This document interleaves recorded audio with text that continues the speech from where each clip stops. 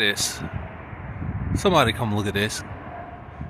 These are the days that I enjoy driving. You can even see the moon over there.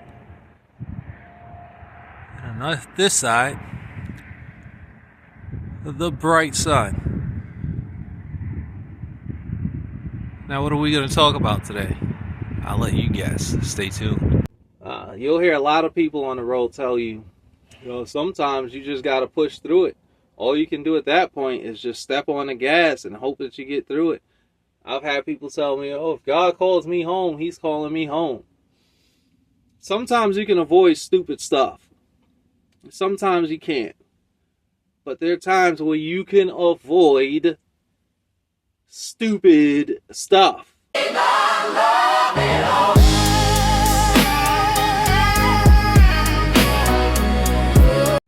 Alrighty, guys, you are now rolling with Steel Horse once again. Thank you for tuning in for another Road Warrior education. Few minutes here. Let's see if I can shoot straight from the hip today, because I don't have I have limited storage on this phone, and I want to get this out there for you. So today we're going to talk about the 2 severe weather seasons that you need to expect to happen.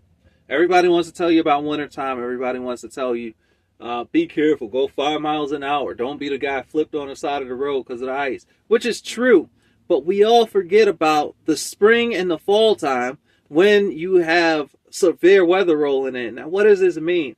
When you have the transition of seasons, you're going to have moist, warm air and colder, dry air trying to push in one area. And when that happens, it is never a good thing. You start getting twisty, twirly things in the sky, and you need to be aware of where you're at. Now, when most people think about these twisty, twirly things in the sky, you think of Texas, Kansas, Iowa, Nebraska, Oklahoma, areas like that. You also have your Dixie Alley, which is, West Tennessee, Alabama, the SIP, those areas. West Tennessee, for whatever reason, enjoys having their nighttime tornadoes. It's like a freaking fun and games thing for them. I don't know. I don't want anything to do with any of these things. What I use is an app called WeatherWise. WeatherWise is live weather radar that tells you what's going on in the area that you're at. All you have to do is push the button for the little radar tracker near or in whatever city you're trying to go to. It also shows you where storm chasers are at, where they're sitting at, what they're experiencing, what they're seeing, etc., etc. Like, it's a cool app. It has paid features and it has free features. I use the free features as of right now. I taught myself how to read that thing.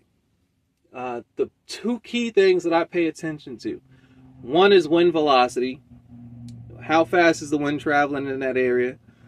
And not just the wind velocity, or the speed, the directions of the wind. You have the green is inbound, coming toward the radar that's reading it. Red is outbound, going away from the weather that's reading it, the radar that's reading it.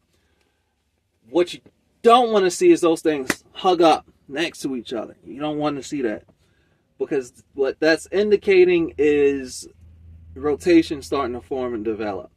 You don't want rotation in a storm, because then that's no good for anybody in the area. The next thing that I look out for, all right, I see this wind velocity. Now, what's the storm shape itself looking like? I look for something called a hook echo. If that storm starts developing like a little J to it in certain areas, it's starting to hook around, it's feeding energy into the storm that it's then going to eat, and it's going to drop a little twisty twirly thing on the ground, and you don't want to be anywhere near that. All right, so once I start seeing certain things, I will get on the phone with my fleet manager, let them know what's going on. I'm going to say, hey, I'm going to hold for the next hour and a half, maybe 2 hours, because you can start to tell when these storms are going to break up into little disorganized clusters of thunderstorms, and I may wind my way through it or just drive through the rain. Now, know what the colors mean, right? So wind velocity is different than the actual storm tracker itself. if you see, you have your greens, your yellows, your reds. Red could just mean like a torrential downpour. Your green is probably like your lighter. But if you see purple and you like your windshield, I would not drive into that purple, because that could indicate that hail is falling. And you don't want any DOT violations. If you pull over and the purple decides to just run over your trailer, your tractor, then that's nothing you can do about it. At least you tried to avoid it, right? But you have to learn how these things work so that you can avoid potential problems in the future and you don't look like these guys that I'm about to show you now.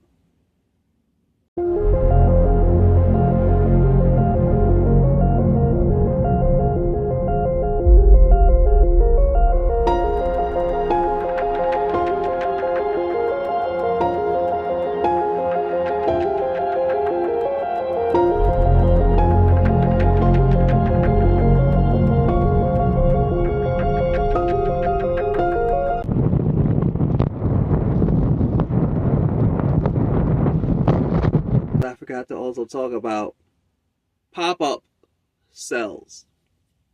These things will just pop up on you out of the blue. You can say, hey Google, what's today's weather? And she'll say, today's partly cloudy with 0 chance of rain. And you get down the road for 5 minutes and you start realizing that this cloud above you is starting to look like it's mushrooming and an implosive went off. And this thing is just constantly stretching in the sky. And then it flattens out. And then underneath of it is starting to get dark. Now all of a sudden you've got a torrential downpour that you did not expect. And you're one of those idiots that decided, oh, it's sunny out. It's not going to rain. I don't need to tarp my load. Now you're stuck looking stupid.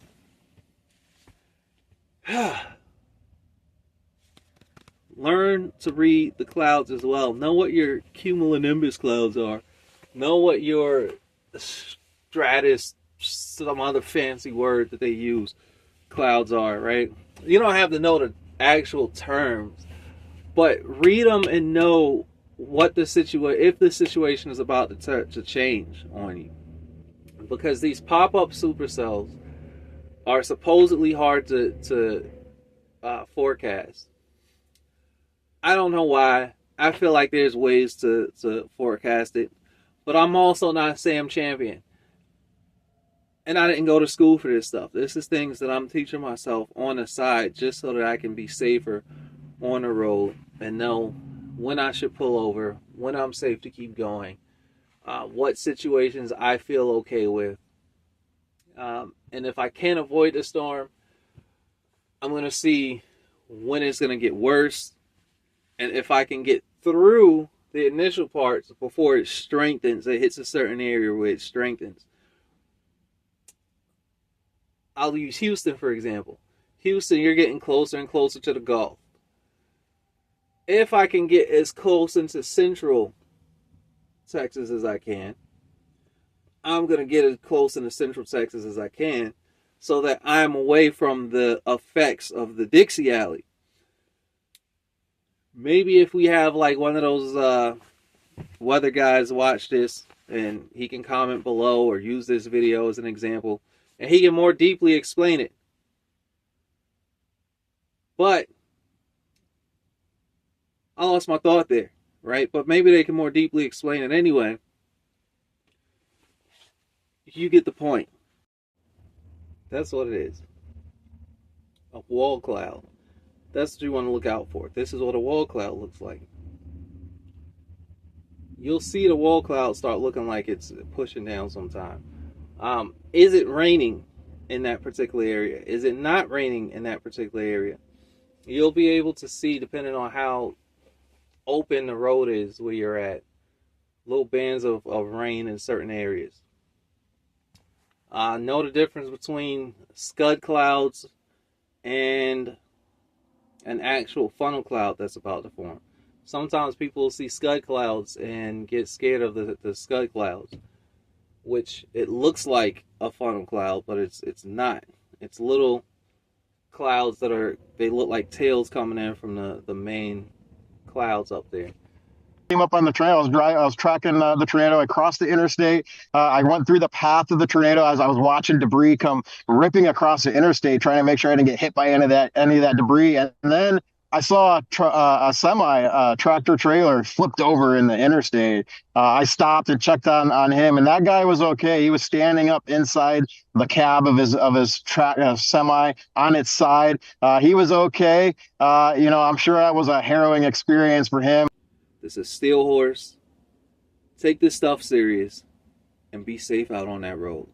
That's all I want for you. That's all I want for me. That's all I want for all of us and our families. God bless.